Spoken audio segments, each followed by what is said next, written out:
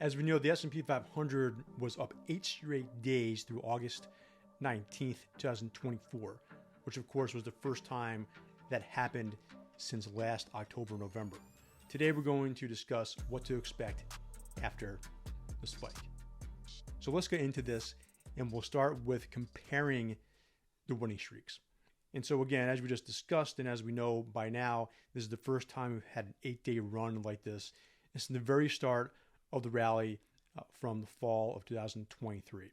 This came after a near 10% decline from the July high to the August low, where very similar decline in terms of percent down, 11% happened over the course of 3 months. Both times, I would argue, there have been plenty of doubters to believe that this is the start of something new. So before we get into that, the question is, how do the winning streaks differ from each other under the surface? And so we'll look at 3 specific internal metrics here just to get an idea. And as we can tell here, just by observing how much blue is on this screen, there was a pretty good amount of support both times. And specifically looking at the times that the S&P closed above its intraday midpoint, 8 out of 8 days from October 30th through November 8th, and then another 7 out of 8 days, most recently from August 8th through August 19th. The only time that did not happen was on that August 12th day when the S&P just barely had an official gain, not even 0.01% of a move. And so the S&P closed slightly below its midpoint that day, but overall the market was able to regroup and of course get even stronger from that point. Looking at the number of 1% gains, there were 3 of them in 8 days, a very good clip back here in October, November. Those 3 happened the first 4 days of that rally, where most recently we've had now 4 1% gains in 8 days. So half of those days were pretty substantial along the way. So stronger from that perspective. And in terms of days with positive breadth, 5 out of 8 days from the October low through November 8th, where the last 3 sessions actually had negative ratios. So that tells us that technology and large cap growth is leading at the end of that, where a lot of the other sectors started to not participate. And so we'll recall that even though we had this 8-day winning streak after 11% pullback, there were a lot of doubters, even last year, even with the market so much lower than it is now. And this was one of the reasons why, where the foundation seemingly wasn't there to support anything more than large cap tech rallying. We know that narrative changed a few days later when we had a very strong reaction to the CPI report, and then the whole complexion of the market started to morph into a more substantial and a more consistent uptrend like we've discussed previously. And over the last 8 days, we've had positive breadth 7 out of 8 days, and that's even with technology leading once again. Of those 8 trading sessions, technology has been the number 1 sector 4 times. Investors have been willing to deploy capital into other areas in addition to technology as well. So that's one other key difference now compared to last fall. And so along the way, let's not forget, it's not just about this 8-day winning streak. There had been plenty of things going on for August even before the streak began. So overall, the S&P now has had 5 1% gains in the month, about 2/3 of the way there.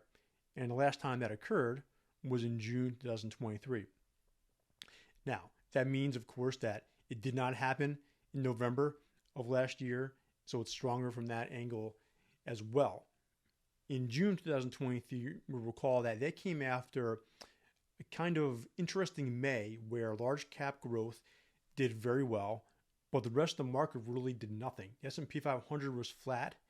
RSP equal weight S&P 500 ETF was down. And so, again, there were a lot of people thinking that the market could not persist like that with a very top-heavy leadership when literally nothing else was working. And the calls were for the need for breadth to return, the need for positive breadth and support from the other sectors to really come back for the market to have any more of a chance to rally longer than it has. And we know in June that happened emphatically to the point where the S&P had 90% breadth that month, which then led to another few weeks of uptrending action until the end of July. And so right now the question is, of course, does this spurt of buying that we just saw, does it have enough to kickstart us for another up leg that we've seen before? And one of the things we have to look for, of course, is how is the market going to react after a very quick downturn, even quicker spike higher? Because in addition to the 1% gains we've had in August, we've also had 3 1% declines as well, for a total of 8 1% moves. And as we can easily see from this table, that is the greatest amount of 1% moves we've seen in all 2024, going all the way back to October of last year for the last time we had 8. And again, we still have a few days left, more than a few days left of the month. And so October, we know, was different than August. One of the main reasons is that we now have more 1% gains and losses compared to October. We know October came at the end of a downturn. It was a month that people thought could lead to much bigger decline because there was a big bearish pattern that had already been triggered.